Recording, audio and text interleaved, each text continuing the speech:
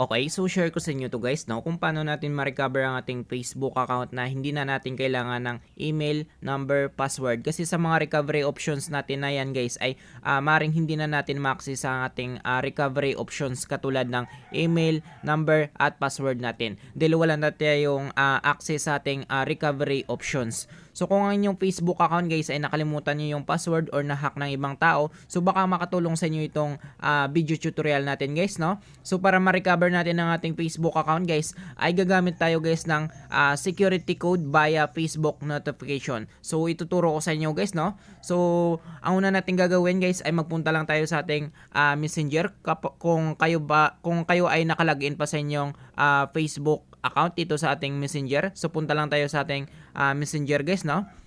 So click natin yan yung Messenger natin guys, no? Yan, so pagdating natin dito guys sa ating Messenger guys, ay i-click lang natin yung 3 lines natin dito guys, no? Yan, so i-click natin ito. Yan. So pagka-click natin guys, ay lalabas ito guys. Ito yung lalabas guys, no? I-click natin guys yung parang button na ito. Yan. So pagka-click natin guys, ay ito yung lalabas. Tapos scroll natin pababa guys, no? Makita natin dito guys yung Meta guys, no? Account center guys. So ang gagawin natin dito guys, ay i-click lang natin guys yung see more and accounts na ito, center na ito guys. So click natin yan. So pagka-click natin yan guys, ay ito yung lalabas guys, no? Account center guys. So ang gawin natin dito guys, i-click lang natin guys yung password and security natin guys. Yan.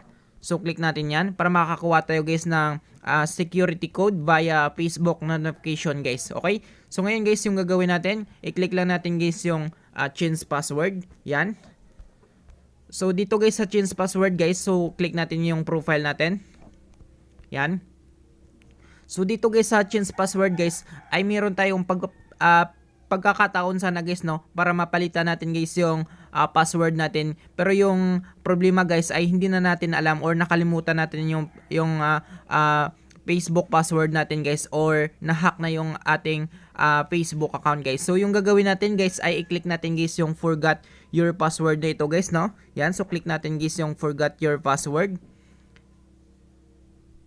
Yan, so wait lang natin guys, no? Yan, so pagka-click natin guys ng forgot your password guys, ay ito yung lalabas guys, no? So choose a way to log in. So dito guys, meron sana tayong ditong options guys, no, para ma-access natin yung account natin guys. Ang problema guys ay napalitan na guys, no, or hindi na natin alam guys yung, or wala na tayo guys, wala na tayong access sa mga recovery options na ito guys, no. Ito yung mga recovery options natin. So lahat dito, so maliban dito guys, no, sa send code via notification na ito guys.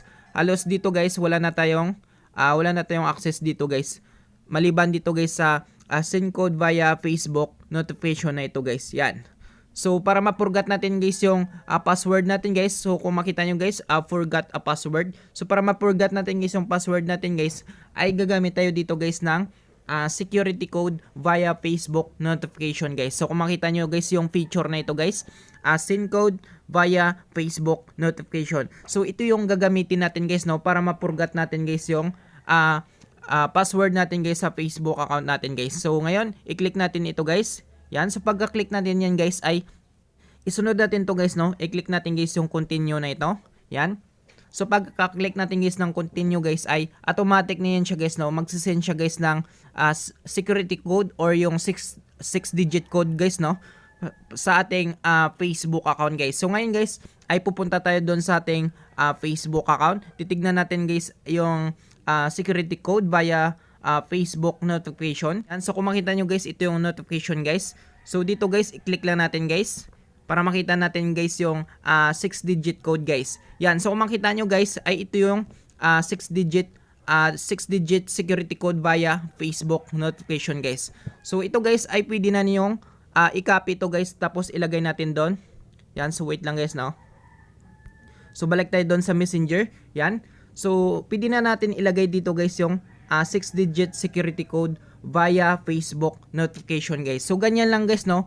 Ganyan lang kadali guys, no, kung paano natin ma-recover ang ating Facebook account na hindi na natin kailangan ng email, number, password. So I hope guys ay makatulong sa inyo itong video tutorial natin. Maraming salamat sa panonood. Sa mga bago pa lang sa ating video tutorial guys, no? Pwede ninyo akong i-subscribe or i-follow para ma-update ko kayo sa susunod nating video tutorial. At sabay-sabay nating ayusin ang mga bug at i-fix ang error ng ating social media account.